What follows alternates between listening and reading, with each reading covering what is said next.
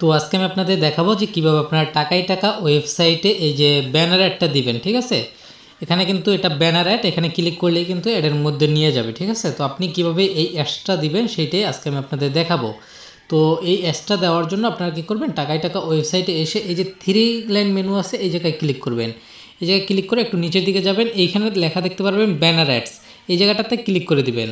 জায়গাটাতে ক্লিক করার সাথে সাথে এরকম একটা পেজ ওপেন হবে। এরকম পেজ ওপেন হলে আপনি এখানে ব্যানার অ্যাডের ইটা লিখবেন। ঠিক আছে, এই জায়গায় দেখতে পারবেন যে আপনি আগে কোনো ব্যানার অ্যাড দিলে সেগুলো হিস্টোরি এই জায়গায় দেখতে পারবেন, এবং যদি না দিয়ে থাকেন তাহলে এই জায়গা থেকে আপনি ব্যানার অ্যাডস দিবেন। ঠিক আছে, প্রথমে ব্যানার অ্যাডসের টাইটেলটা লিখে দিতে হবে। তারপর আপনি এই অ্যাডসে ক্লিক করলে কোন জায়গায় নিয়ে যাবে তাদেরকে।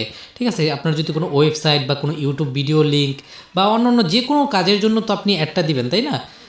তো অবশ্যই আপনি কী করবেন, সেই জায়গাটার লিঙ্ক দিয়ে দেবেন। তো আমি কী করব, এখন এই জায়গায় আমার টেলিগ্রামের লিঙ্কটা দিয়ে দেবো। ঠিক আছে, আমার টেলিগ্রামে যাতে তারা আর কি মেসেজ দেয়, তারা অ্যাডের উপর ক্লিক করলে আমার টেলিগ্রামে নিয়ে যাবে। ঠিক আছে, তারপর হচ্ছে যে ব্যানার অ্যাডের ইমেজটা, অর্থাৎ এই ইমেজটা অবশ্যই এই সাইজেরই হতে হবে। এই সাইজ ছাড়া অন্য কোনো সাইজ এখানে অ্যালাউ করে না। ঠিক আছে, আপনার এখানে দেখতে পারবেন যে এখানে সাইজটা লিখে দেওয়া আছে। আপনার যদি এই সাইজের ইমেজ বানাতে যদি কোনো প্রবলেম হয়, ঠিক আছে, আপনি যদি এই সাইজের ইমেজ না বানাইতে পারেন, আপনার যে কোনো ডিজাইনের কাছ দিয়ে যদি আপনি বলেন যে এত সাইজের ইমেজ লাগবে, বা আপনি নিজেও যদি কোনো এডিটের সফটওয়্যার দিয়ে এডিট করেন, তখন আপনি কিন্তু এই সাইজের ইমেজটা দিতে পারবেন। ঠিক আছে, তো আপনারা যদি এই সাইজের ইমেজ না বানাতে পারেন তাহলে সরাসরি আপনি কিন্তু চাইলে আমাদের হোয়াটসঅ্যাপে নক দিতে পারেন। আমাদের হোয়াটসঅ্যাপে নক দিলে আমরা আপনার বিজ্ঞাপনে যা লিখতে চান এবং যা দেখাতে চান সেই অনুযায়ী আমরা আপনাকে একটা আকর্ষণীয় পোস্টার বানিয়ে দেবো, কোনো সমস্যা নেই। তো তারপর আপনারা কী করবেন, এখানে ব্যানার ইমেজ, এখানে চয়েস ফাইলে ক্লিক করবেন। চয়েস ফাইলে ক্লিক করে এই অ্যাডসের জন্য আপনি যে ইমেজটা তৈরি করছেন সেই ইমেজটা আপনি এখান থেকে সিলেক্ট করে নেবেন। তো আমি এখান থেকে সিলেক্ট করে নিলাম। সিলেক্ট করার পরে মেইন যেটা সেটা হচ্ছে স্পন্সর প্ল্যান সিলেক্ট করুন। এখান থেকে আপনি আপনার প্ল্যানটা সিলেক্ট করবেন। তো আমি এই জায়গায় ক্লিক করে দিলাম।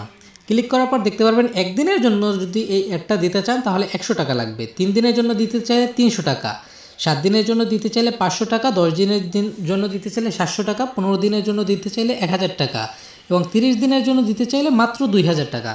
আপনি বিষয়টা ভাইবা দেখছেন যে 30 দিন আপনার বিজ্ঞাপনটা আমাদের ওয়েবসাইটে দেখাবে। ঠিক আছে, কত মানুষ আসবে যাইবে সবাই কিন্তু আপনার বিজ্ঞাপনটা দেখতে পারবে। মানে বছরে 12 মাস, তার মধ্যে একটা মাসে আপনার বিজ্ঞাপনটা টাকায় টাকা ওয়েবসাইটে দেখাবে মাত্র 2000 টাকায়। তো আপনি এখান থেকে যে কোনো একটা প্ল্যান সিলেক্ট করে নেবেন। আমি বর্তমানে 3 দিনের প্ল্যানটাই সিলেক্ট করে নিলাম। 3 দিনের প্ল্যানটা সিলেক্ট করে নিয়ে আমি কী করব, যে কনফার্ম অ্যান্ড সাবমিট, যদি সব কিছু ঠিকঠাক থাকে, আপনার লিঙ্ক, টার্গেট লিঙ্ক এবং আপনার নামটা, এটা আপনার শুধু আপনার জন্যই, এটা কেউ দেখতে পারবে না। আপনার টার্গেট লিঙ্ক এবং আপনার ব্যানার ইমেজ, এই দুইটা অবশ্যই ঠিকঠাক থাকতে হবে। তারপর হচ্ছে কি, আপনি কনফার্ম সাবমিট অ্যাড এই জায়গাতে ক্লিক করে দিবেন। তো আমি এই জায়গাতে ক্লিক করে দিলাম। আচ্ছা, এই জায়গায় ইউআরএলটা হয় না, ভ্যালিড হয় না। এই জায়গায় https ক্লন / এবার হচ্ছে ভ্যালিড।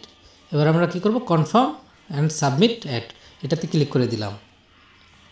এবার কিন্তু অ্যাডসটা সাবমিট হয়ে গেছে এবং আমার ব্যালেন্স থেকে 300 টাকা কেটে নিছে। এখন অ্যাডমিন এটা চেক করবে, চেক করে যদি দেখে যে আপনার অ্যাডসে কোনো ঝামেলা নাই, বা আপনি যে এটা করছেন, এক্সট্রা পাবলিক করছেন, সেটা আমাদের সাইটের কোনো ক্ষতি করবে না, তাহলে মনে করেন যে সাথে সাথে সে অ্যাপ্রুভেট করে দিবে। বুঝতে পারছেন? আর যদি দেখে যে অন্য কোনো প্রতারিত ইনকাম সাইট বা অন্য কোনো করছেন, ঠিক আছে, তাহলে কিন্তু তারা অ্যাপ্রুভেট করবে না, রিজেক্ট করে দিবে, আপনার টাকাটা ব্যাক চলে আসবে।